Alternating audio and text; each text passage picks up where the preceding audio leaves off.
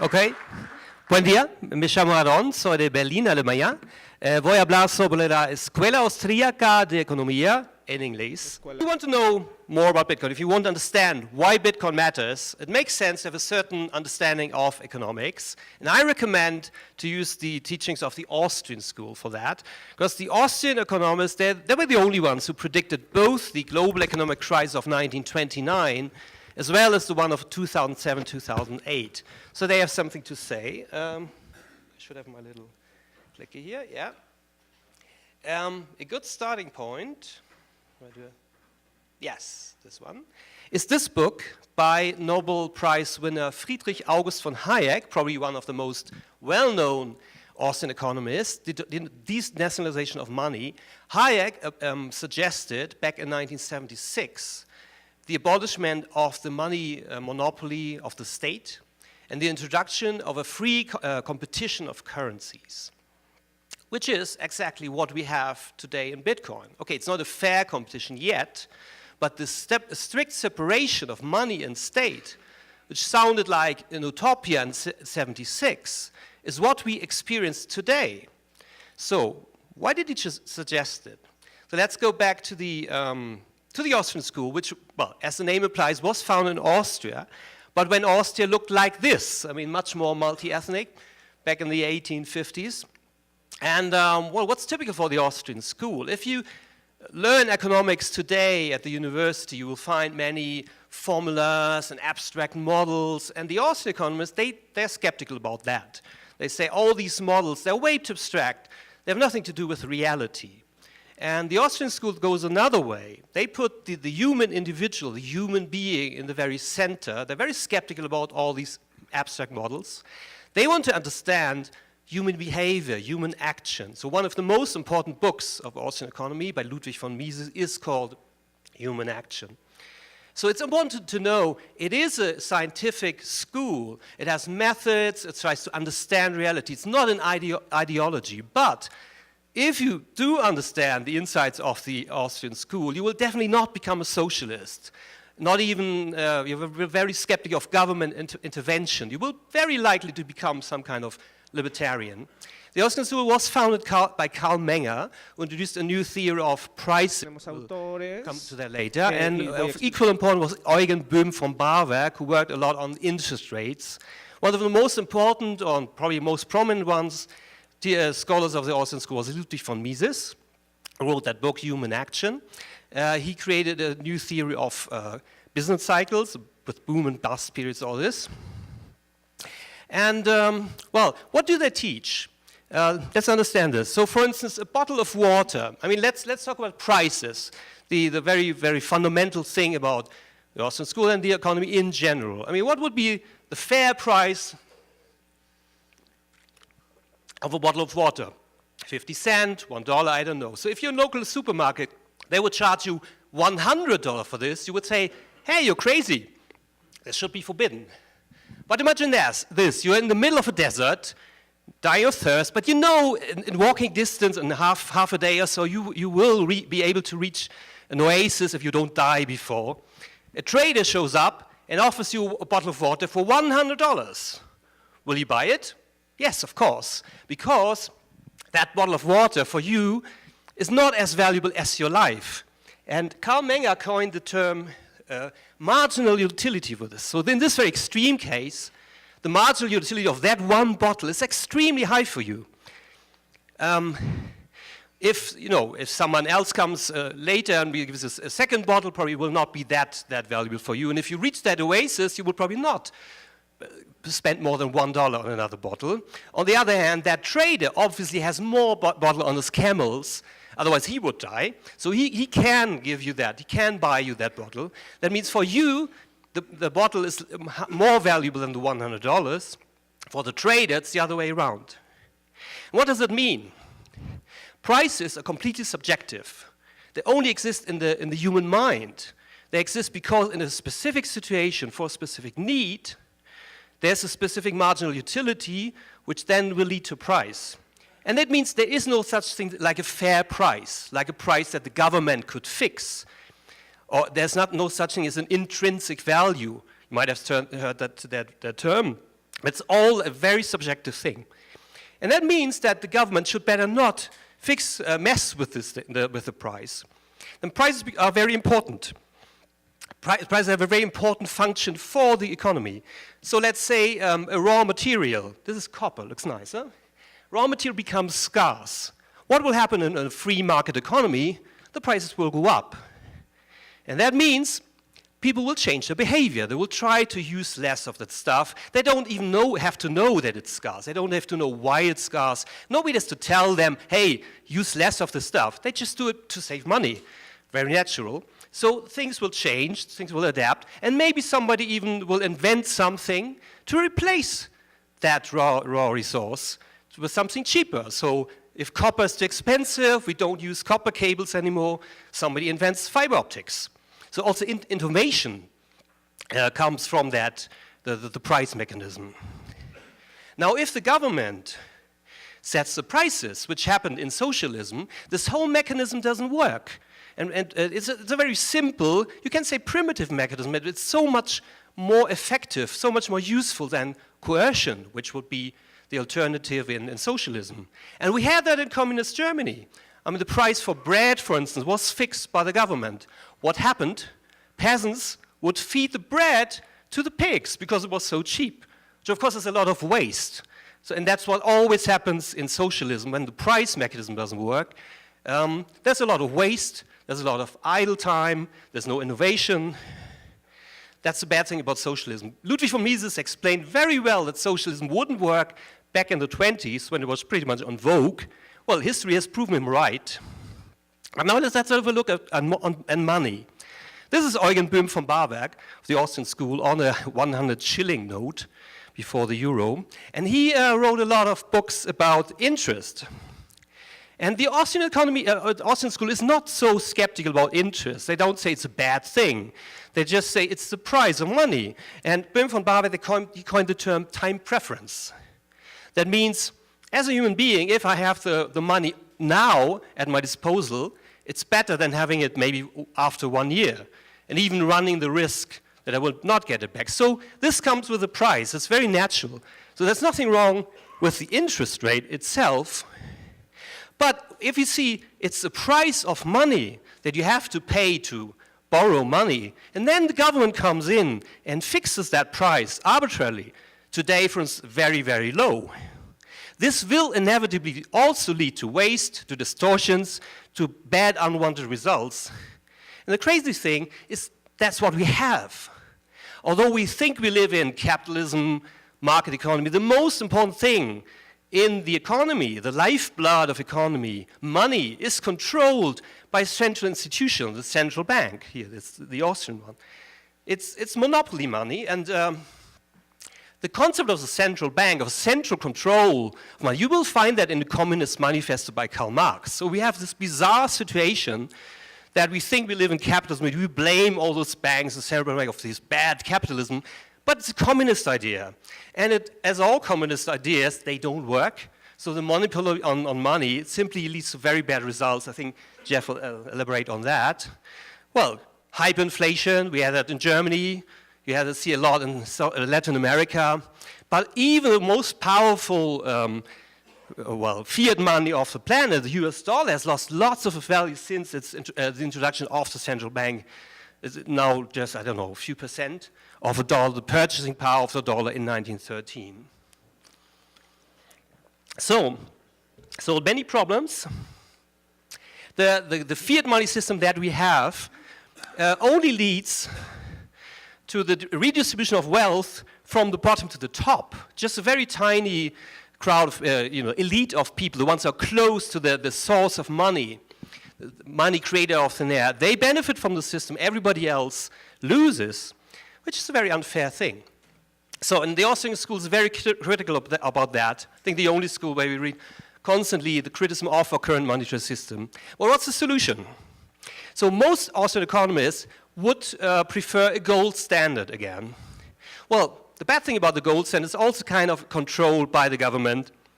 They abandoned the gold standard before the First World War, then some kind of nearly gold standard was introduced, but since '71, there's no gold standard.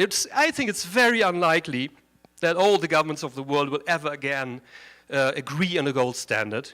So what's the alternative to that? Let's come back to Hayek. The wrong Hayek, sorry. Well, if we can't make all the governments agree on money, let's have a free competition, then see what comes out of it. Maybe gold-backed currency, maybe currency backed by whatever, Google shares, or maybe cryptocurrency as we have it today. Nobody knows. But usually, a fair competition always leads to good results. Now, many Austrian economists are actually skeptical about Bitcoin. Yeah? It's not that all Austrian economists think, yeah, wow, Bitcoin, great, we want that. No, they're pretty skeptical. I was skeptical in the beginning, because Bitcoin isn't backed by anything. It seems so virtual, whatever, not real. But then the question is, what does gold back? By what is gold backed? Gold isn't backed by anything. Just gold has some qualities that make it just very good money. It's scarce, fungible, divisible, all these typical qualities of good money that the dollar and the euro don't have, and the peso. And the funny thing, both gold and Bitcoin have those same qualities. So it looks like Satoshi Nakamoto has, on purpose, created a kind of digital gold. There's two big differences, on the other hand. You can send Bitcoin through the internet. Obviously, you can't do that with gold. And on the other hand, you can't quite easily seize gold, take it away from people. That's nearly impossible with Bitcoin. So there are advantages with Bitcoin. If you want to know more about this topic, I've written a book about it. From today onwards, it's available also in English. Before it was only available in German. You can now get it from Amazon in printed, and you can also get it from my website, Aaron Koenig, for Bitcoin, just as a PDF. Thank you so much.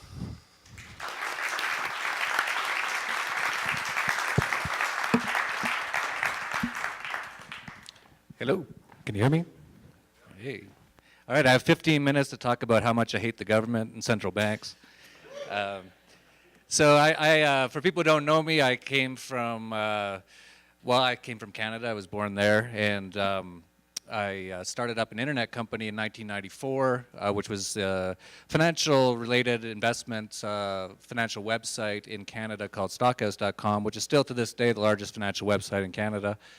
And I started in my house, and by 1999, it was worth $240 million. And then by 2001, it was almost worthless again.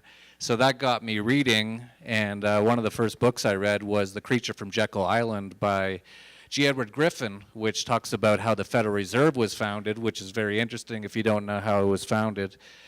Essentially, it was a corporate takeover of, banking takeover of the U.S., of the financial monetary system in 1913. So we just passed 100 years of that takeover. And so I began to realize then that central banks were evil. They have no valid purpose as far as humanity is concerned. As Aaron pointed out, first of all, it's a tenet of communism, in case you didn't know that. It's definitely not a tenet of capitalism. But of course, today in the world we have, if you look at the US, a lot of people say that's capitalism. Well, it's not. It's a mix of fascism and communism, and it's now a police state on top of that, so it's the worst of all three. So the central banks are essentially a tenet of communism. Has nothing to do with capitalism, and capitalism to me just means free markets, free trading, voluntary transactions. The word capital, of course, just means savings, and it's a system based on savings and investment, which is how we have all these beautiful things in the world today. It didn't come from central planning. And so I had gone through the internet bubble, realized what happened, and it was around 2007 that I figured I understood what was actually going on. I had studied Austrian economics quite a bit, read a lot of Mises, read a lot of Rothbard, Murray Rothbard, and a lot of other people who are alive today, including Doug Casey and many others, talking about libertarianism, anarchism. I'm an anarchist, anarquista, but not like some of the people in Mexico here who blow up buses and stuff. Those are communists, call themselves anarchists, but I believe in voluntary transactions in all free markets. I think every transaction between human beings should be voluntary and not use violence.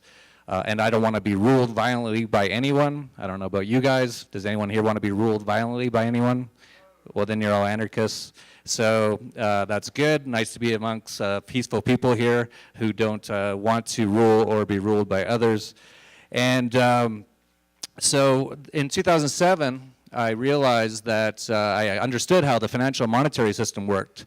And that's when I came up with the idea for this. I said, I'm going to start something called the Dollar Vigilante to tell people about what's going on, because most people, especially before the internet, but even after the internet, don't really realize how the financial and monetary system works. And even Ford, who created the automobile, said in the early 1900s, so he knew back then that if people understood how the monetary system worked, there'd be a revolution tomorrow. And they tried to keep that pretty quiet, but thanks to the internet, people are starting to wake up. We're starting to see people start up things like End the Fed.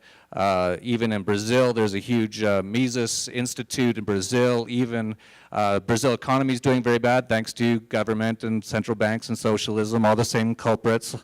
There's large protests there, large rallies with people saying less Marx, more Mises, which is Austrian economics. People are catching on. The Mises Institute in Brazil, their Facebook page has over 150,000 likes, I think.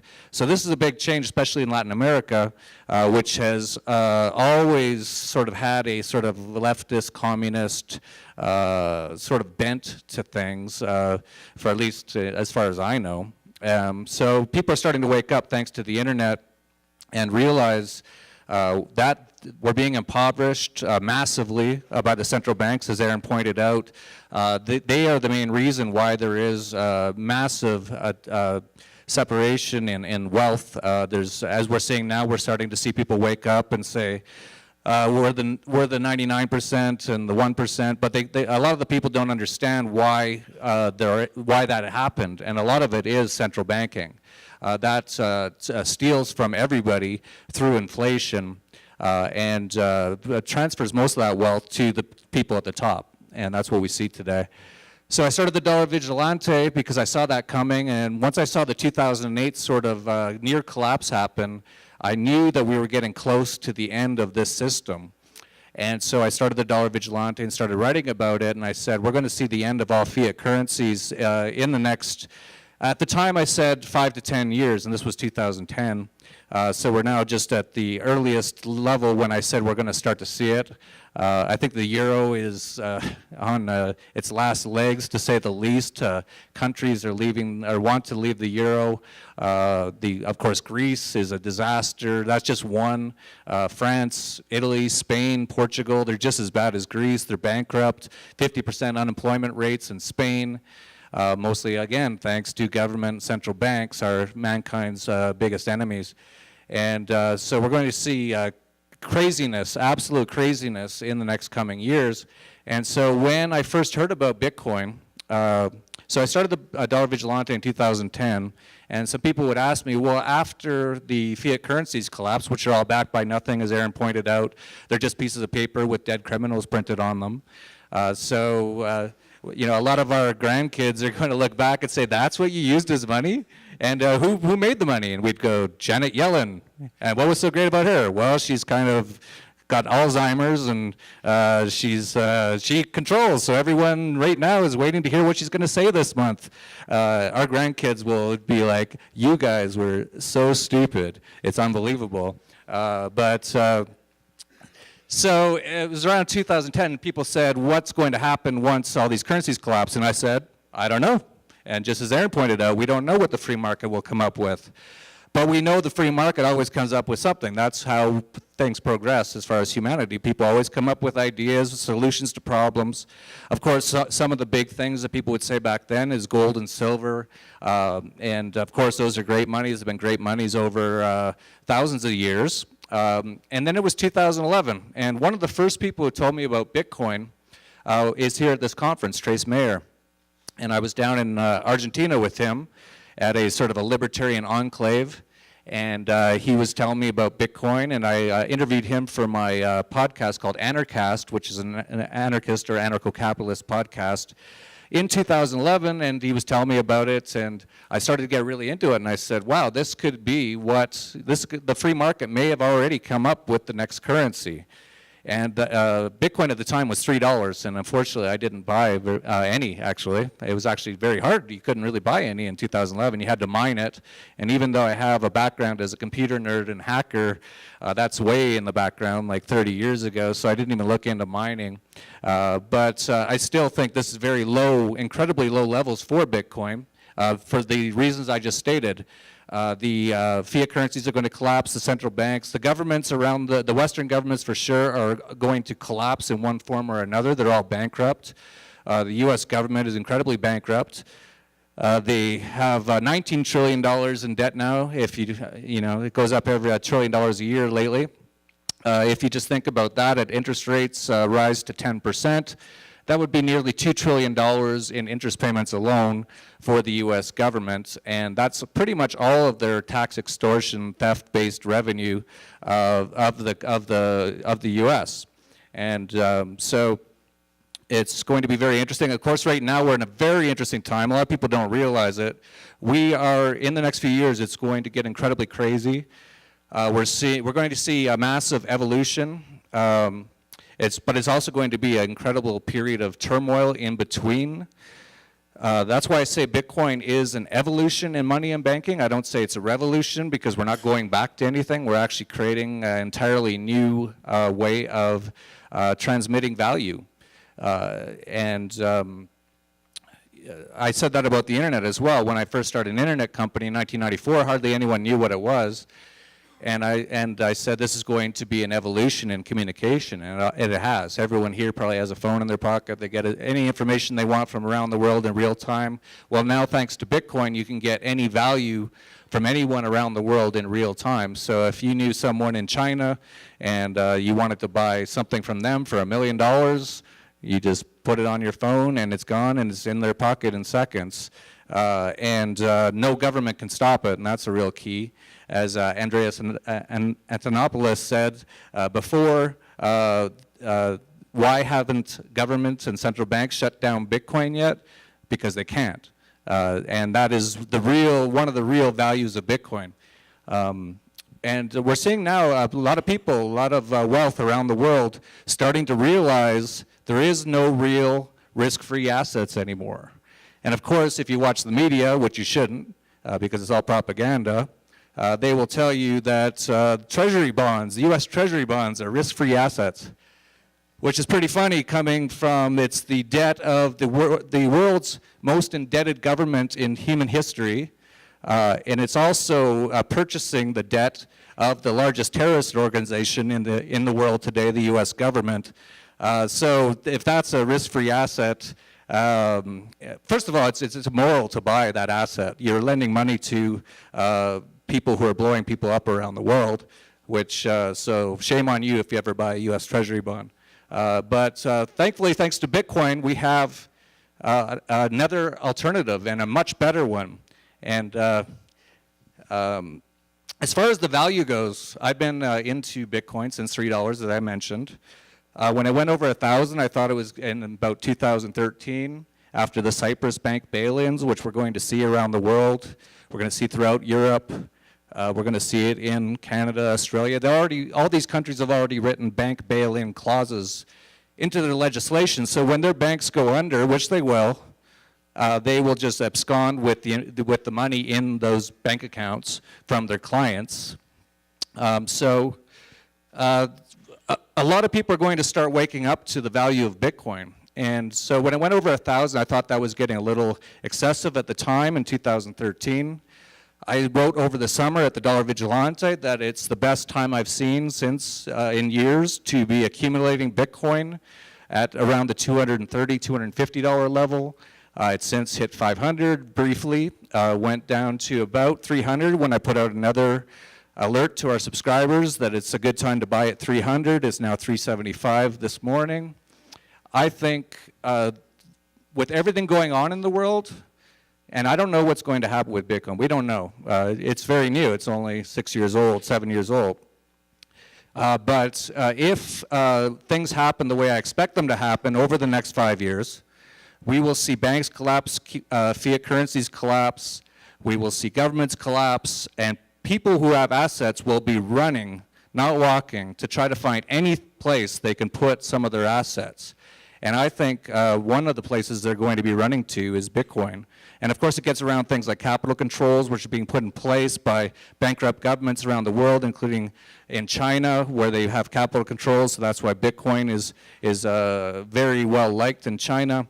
We're going to see more and more of that. The US has capital controls in effect, but they're nefarious through the Foreign Account Tax Compliance Act, which makes it almost impossible for an American to get a bank account outside of the US. So they have capital controls, but most Americans don't know it yet. They'll find out pretty soon. So I think Bitcoin, with a total valuation of $6 billion right now, is tiny, absolutely tiny. We could see massive, absolutely massive gains, but we could also see it go to zero. This is a very interesting time for Bitcoin because it's so new, anything could happen. But every month or every year that it continues to evolve and work, you have more confidence in it. And I'm very confident in Bitcoin, but I wouldn't necessarily, if I have a lot of money, if I had $1 million, I wouldn't put $1 million into Bitcoin. I think that'd be silly because there's too much, there's risk in Bitcoin, but to definitely have 5 or 10% of your assets in Bitcoin makes a lot of sense. And if I'm right on Bitcoin, it will go up thousands or tens of thousands or even 100,000% in the coming years. So it's a high risk, high reward sort of situation in terms of putting your assets into it. But I think actually it's not really high risk. It has some risk, but at this moment in time, it's one of the safest assets out there, and it's really the only risk-free asset out there, unlike treasury bonds. And of course, gold, as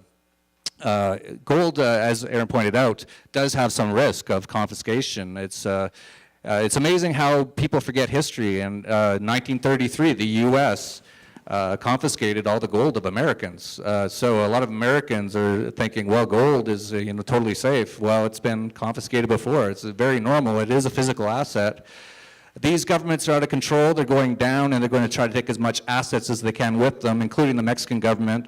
So I would be moving into these sort of assets. And so I think I have a second or two maybe for questions and answers. I'll just finish up by letting you know we're having a conference in Acapulco, which is where I live most of the time, called in Acapulco, February 19th to 21st. We're going to have a lot of Bitcoin people there, including Trace Mayer.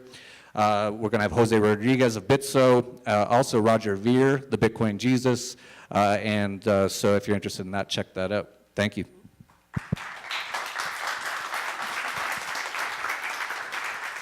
Bueno, vamos a hacer dos preguntitas muy cortas. Ahí hay uno y ya definimos el otro, y el otro ahí. Hi, this question is for both of you. Right now, in which Bitcoin startup or type of startup would you invest?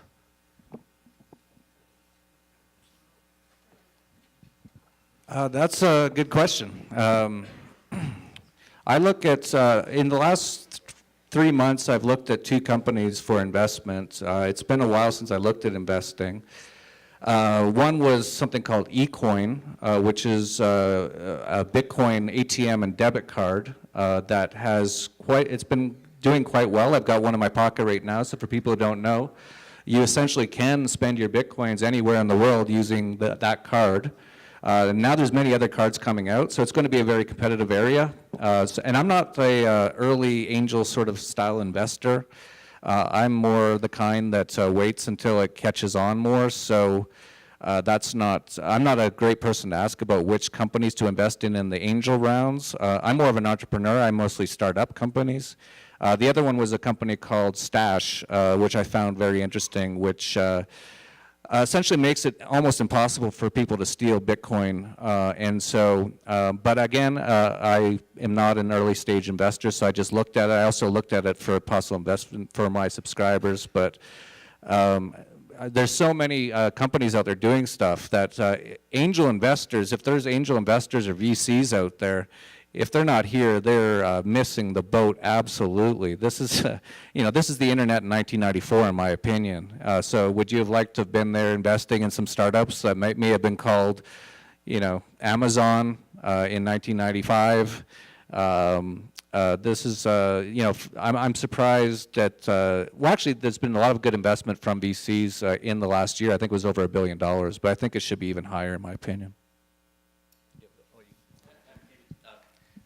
Well, I was very impressed by the rootstock presentation yesterday, and generally speaking, I really like the idea of smart contracts, of not seeing Bitcoin only as money, but you know, really exploring all the other possibilities, all the potential that lies in that technology. So I think I would focus on that.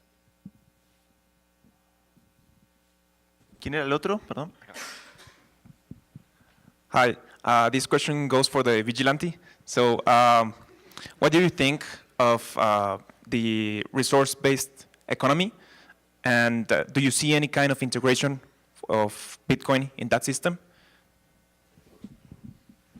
What can I ask you what you mean by the resource-based economy? What do you think of it? No, what do you mean by the resource-based economy? What do I mean? Yeah. It's a Yes, it's a project which is called the Venus Project by Jack Fresco. So basically, it's like trading. Oh, the Venus Project. Yeah, I thought the first 2/3 of that movie was really good until he went nuts and said that we need robots and communism. So I think he had most of it right, but you know, I think we will have a lot of robots doing stuff for us in the future, but we're still, you know, that's, I think the Venus Project, the general thing was that we have supercomputers that are super smart, and then we'll have robots that decide everything for us. That sounds like a nightmare to me more than anything. I don't want a robot or a computer, or Janet Yellen or Barack Obama or any of these criminals to be telling me what I have to do or what I have to buy and what price. Thank you.